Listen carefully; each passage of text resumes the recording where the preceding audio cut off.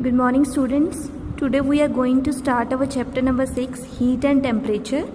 In this chapter we will study about the heat as a form of energy, temperature, transfer of heat, conduction, conversion, radiation and their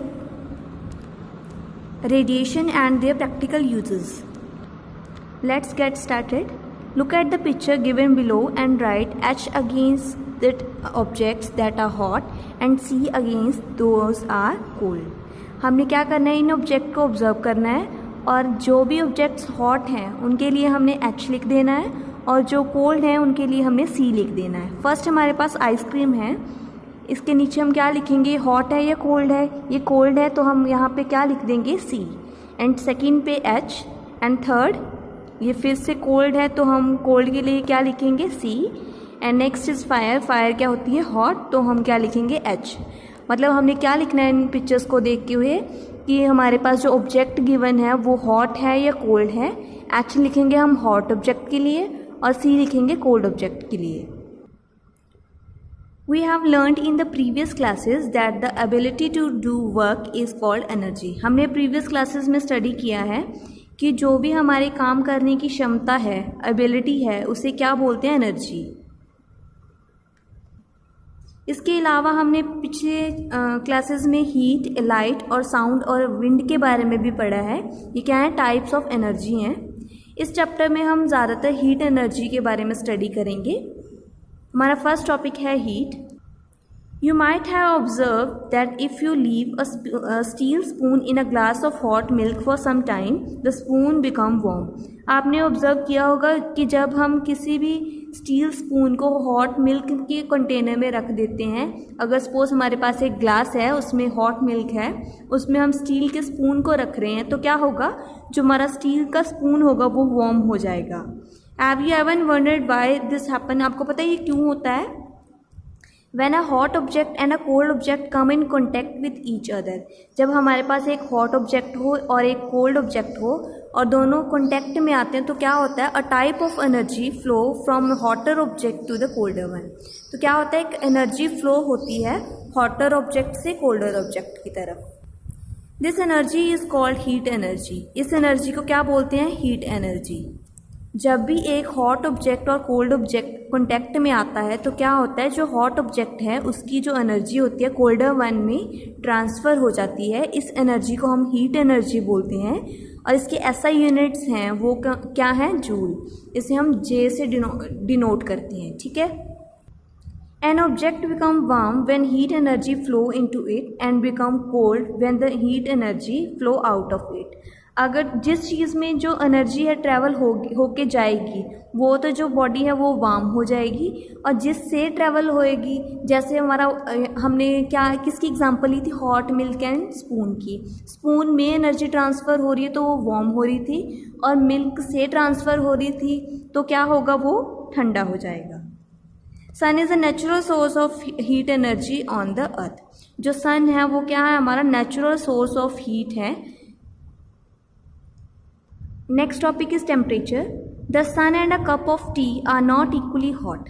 हमारे पास suppose एक तो सन है, एक हम cup of T ले रहे हैं. अगर हम ऑब्जर्व करें तो दोनों की जो हॉटनेस है वो इक्वल नहीं होगी. Similarly snow and a glass of chilled lemonade are not equally cold.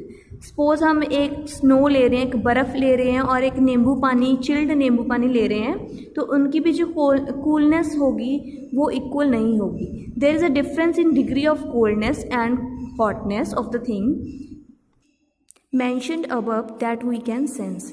किसी भी चीज़ की डिग्री ऑफ हॉटनेस और कोल्डनेस में होगा, जो डिफरेंस होगा वो इक्वल नहीं होगी. द डिग्री ऑफ हॉटनेस और coldness of an object is called its temperature.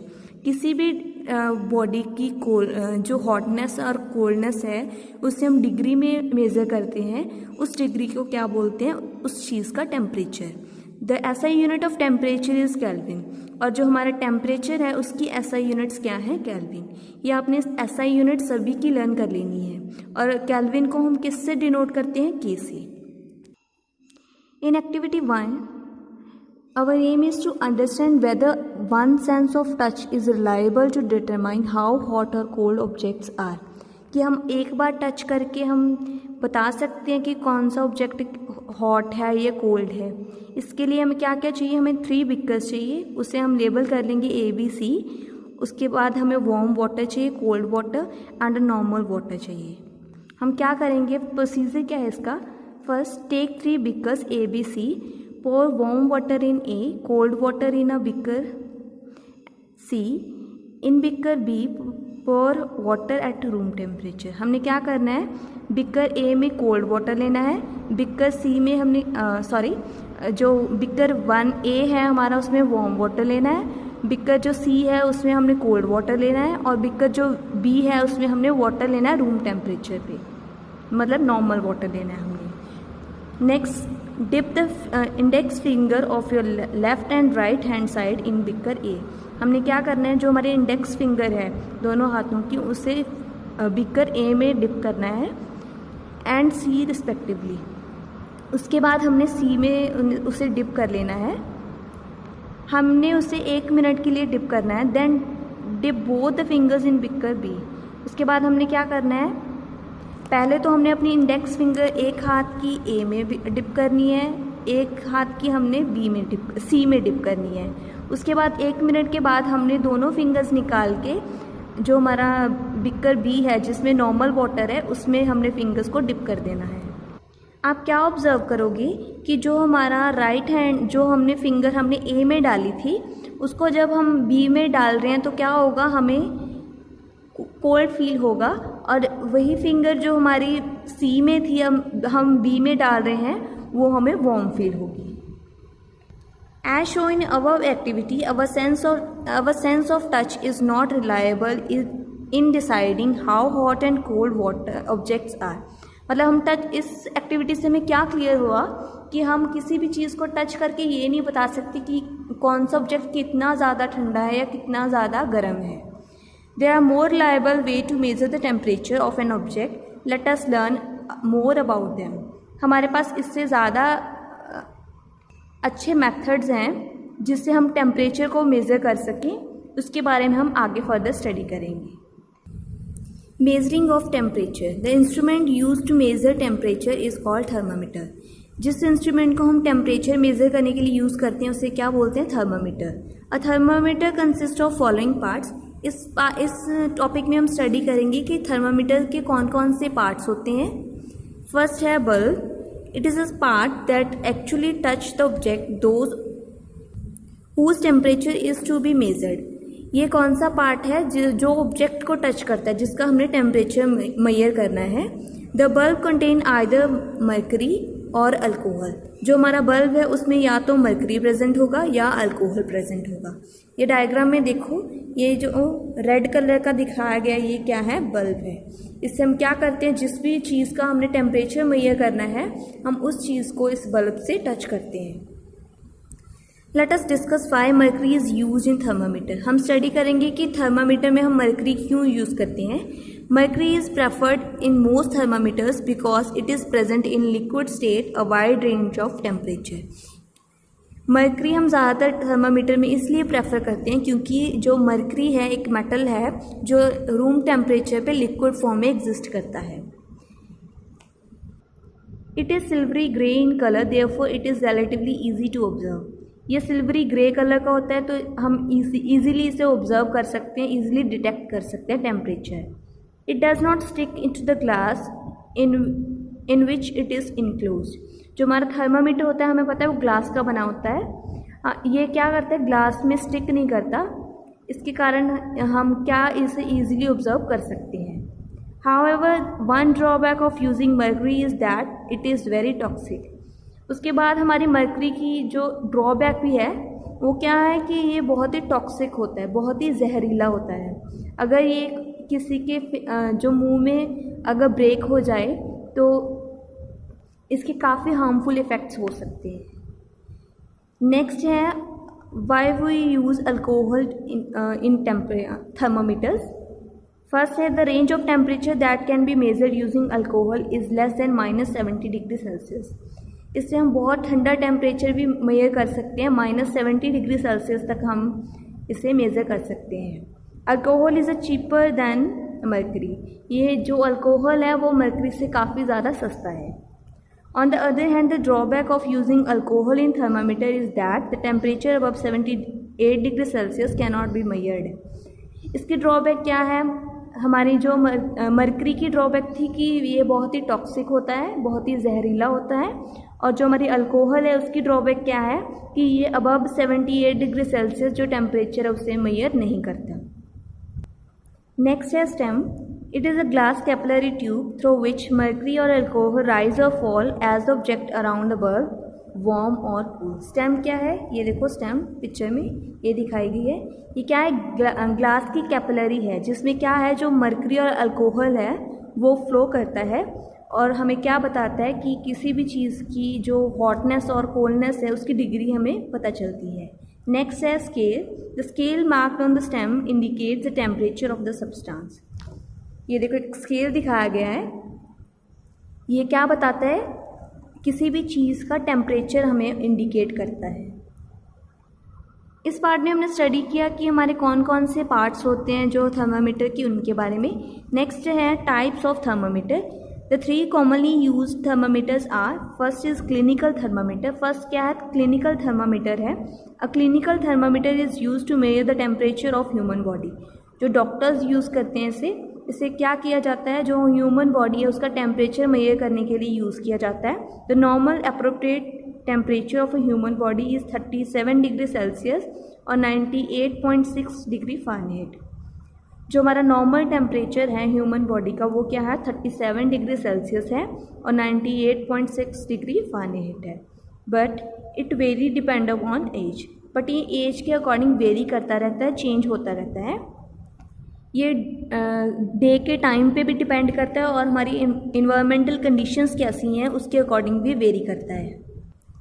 It rise और fall under the state of illness. जब भी हम बीमार होते हैं तो क्या होता है, हमारा जो टेम्परेचर है वो राइज भी होता है तब ये फॉल भी होता है। मतलब ये नॉर्मल टेम्परेचर के इक्वल नहीं होता जब हम बीमार होते हैं। As rise beyond 40 degree Celsius और 104 degree Fahrenheit is a medical emergency. अगर हमारा टेम्परेचर 40 डिग्री सेल्सियस तक राइज हो जाए और 104 फ़ारेनहाइट हो तो हमारे मेडिकल एमरजेंसी होती है। मतलब हमारी जो कंडीशन होती है वो काफ़ी क्रिटिकल होती है एंड हमें इमीडिएट ट्रीटमेंट रिक्वायर्ड होता है। हमें डॉक्टर के पास तभी जाना चाहिए जब ऐसा हो। The capillary tube of the clinical thermometer has a kink and bend that does not allow the mercury to flow back to the bulb before the temperature has been readed. इसमें जो capillary tube होती है clinical thermometer में वो bend होती है, जो क्या करते हैं, मर्क्यूरी को अलो नहीं करती वापस आने के लिए बल्ब तक जब तक हम टेम्परेचर को नोट डाउन नहीं कर लेते। इसी वजह से हम क्या करते हैं, जब हमने थर्मामीटर को हम यूज़ नहीं कर रहे, नेक्स्ट टाइम हमने यूज़ करना है तो हम क्या करते हैं, थर्मामीटर को प्रॉपर शेक करते हैं कोई भी न्यू रीडिंग लेने से पहले। इस शेक करने से क्या होता है, जो हमारी मर्क्यूरी होती है वो बल्ब पर दोबारा वापस आ जाती है। While using a clinical thermometer, the following precautions should be taken. जब हम क्लिनिकल थर्मामीटर यूज़ करें हमें ये सब प्रिकॉशंस ज़रूर फॉलो करनी चाहिए। फर्स्ट है, the thermometer should B washed before and after use, preferable both the antiseptic with the antiseptic solution. हमने क्या करना चाहिए, थर्मामीटर को वॉश करना चाहिए बिफोर एंड आफ्टर यूज़, और अगर हमारे पास प्रेफर हो, हमारे पास एंटीसेप्टिक सोल्यूशन प्रेजेंट हो तो हमें उसे एंटीसेप्टिक सोल्यूशन से वॉश करना चाहिए। It should be insured that before use the mercury level is below 35 degree Celsius और 95 डिग्री फ़ारेनहाइट। ये हमें चेक करना चाहिए कि जब भी हम थर्मामीटर यूज़ कर रहे हैं जो हमारा मर्क्यूरी लेवल है वो बिलो 35 डिग्री सेल्सियस और 95 डिग्री फ़ारेनहाइट होना चाहिए। The thermometer should B read keeping the level of mercury along the line of site. हमें आंखों के बिल्कुल सामने रख के जो रीडिंग है उसे नोट करनी चाहिए। The thermometer should be handle with care. हमें इसे ध्यान से हैंडल करना चाहिए। If it hit against some hard object it can be break. अगर ये किसी भी हार्ड ऑब्जेक्ट से हिट हो जाता है ये क्या हो, ब्रेक हो सकता है, इसीलिए हमें ध्यान से इसे यूज़ करना चाहिए।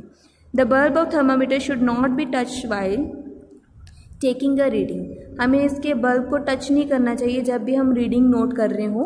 Hold the thermometer bye it's glass body, इसकी जो ग्लास बॉडी है उसी से इसको टच करना चाहिए। ये देखो ये ग्लास बॉडी है, ये लास्ट से इसे पकड़ना चाहिए ताकि जो टेम्परेचर है वो अच्छी तरह से हम नोट डाउन कर सकें। Next is digital thermometer. Nowadays electronic thermometer are called digital thermometer. हाँ, आजकल हम इलेक्ट्रॉनिक थर्मामीटर यूज़ कर रहे हैं जिसे हम डिजिटल थर्मामीटर बोल रहे हैं। इसमें मर्करी प्रेजेंट नहीं होता, इसीलिए इसको, जैसे हमें पता है कि जो हमारा मर्करी है वो काफ़ी पॉइजनस है, इसीलिए मतलब अगर ब्रेकेज वगैरह हो जाए थर्मामीटर की तो काफ़ी हार्मफुल इफ़ेक्ट हो सकता है उसका हेल्थ पे। इसी को मद्देनज़र रखते हुए हमने ये डिजिटल थर्मामीटर का यूज़ आजकल क्लिनिक्स में ज़्यादा हो गया है। इससे जो मर्करी का रिस्क है वो नहीं होगा और ना ही ब्रेकेज का कोई रिस्क होगा। The temperature is easily to read in this type of conventional thermometers. इस पे क्या है, डिजिट्स शो होते हैं, जो टेम्परेचर है वो शो होता है, मतलब ईजिली हम जो टेम्परेचर है वो देख सकते हैं। जैसे हमारी वॉचेस होती हैं, उस डिजिटल वॉचेस होती हैं, उस पर भी टाइम ऐसे ही शो होता है नंबर्स में, इसी तरह इस पर भी जो टेम्परेचर है वो नंबर्स में शो होता है, मतलब हम इजीली डिटेक्ट कर सकते हैं कि हमारा टेम्परेचर कितना है। Next is laboratory thermometer. As a name suggested, जैसे इसके नेम से ही पता चल रहा है कि जो हमारे लैब्स में हम थर्मामीटर यूज़ करते हैं एक्सपेरिमेंट्स के लिए, उनको क्या बोलते हैं, लेबॉर्ट्री थर्मामीटर्स बोलते हैं। ये देखो laboratory thermometer. The range of temperature that a laboratory thermometer can measure is between -10 degree Celsius to 110 degree Celsius. जो हमारे लेबॉर्ट्री थर्मामीटर्स होते हैं ये -10 डिग्री सेल्सियस से लेके 110 डिग्री सेल्सियस तक टेम्परेचर है उसे मेजर कर सकते हैं। इन लेबॉर्ट्री थर्मामीटर्स को यूज़ करने के लिए कुछ प्रिकॉशंस हमें ध्यान में रखने चाहिए। वो कौन से हैं? हैंडल थर्मामीटर विद केयर, हमें जो थर्मामीटर है उसे प्रॉपर केयर के साथ हैंडल करना चाहिए। If it hit against some hard object it can break, अगर ये हार्ड ऑब्जेक्ट्स के साथ स्ट्राइक हो जाता है तो ये टूट भी सकता है, इसीलिए हमें ध्यान से इसे प्रॉपर केयर से हैंडल करना चाहिए। Do not hold the temperature at the bulb while taking the reading. हमें पता है कि हमें कोई भी थर्मामीटर है, चाहे वो डिजिटल, चाहे वो क्लिनिकल थर्मामीटर है, चाहे वो लेबॉर्ट्रिकल थर्मामीटर है, हमें उसे बल्ब से नहीं पकड़ना चाहिए जब हम रीडिंग दे रहे हैं। इससे क्या होगा, वो हमारे हाथ का जो टेम्परेचर है वो ऑब्जर्व कर लेगा और उससे क्या होगा, जो भी हमारा एक्सपेरिमेंट का हम टेम्परेचर नोट डाउन करना चाहते हैं वो प्रॉपर अच्छे तरीके से नहीं हो पाएगा। थर्ड पॉइंट है, जो हमारा थर्मामीटर है हमें उसे सीधा रखना चाहिए, कभी भी टिल्ट नहीं करना चाहिए। नेक्स्ट है, the bulb should be surrounded from all side of substance by which temperature is to be measured. जिस भी सब्सटेंस का हम जो टेम्परेचर मेजर करना चाहते हैं उसका जो भी हमारा थर्मामीटर का बल्ब है उसे प्रॉपर उसमें डिप करना चाहिए। The bulb should not touch the surface of the container. अगर सपोज हमारे पास एक बिकर है, उसमें कोई सोल्यूशन है, उसका हम टेम्परेचर नोट डाउन करना चाहते हैं तो हमें जो हमारा थर्मामीटर है उसे कभी भी जो ग्लास बिकर है उसके नीचे ग्राउंड पे टच नहीं करेंगे, हम सरफेस पे टच नहीं करेंगे, सोल्यूशन के अंदर उसे डिप रखेंगे जस्ट। नेक्स्ट है, remove the thermometer from the boiling water bath and immediately emerging it in the ice bath में cause the thermometer to break. अगर हम बॉइलिंग वाटर से थर्मामीटर निकाल के सीधा उसे आइस बाथ में रख देंगे, मतलब उसका टेम्परेचर पहले बहुत ज़्यादा होगा, उसके बाद हम उसका टेम्परेचर एकदम से गिरा देंगे तो क्या होगा, उसकी ब्रेकेज भी हो सकती है। इसीलिए हमें उसे पहले रूम टेम्परेचर पे लेके आना चाहिए, उसके बाद हम उसे आइस बाथ में रख सकते हैं।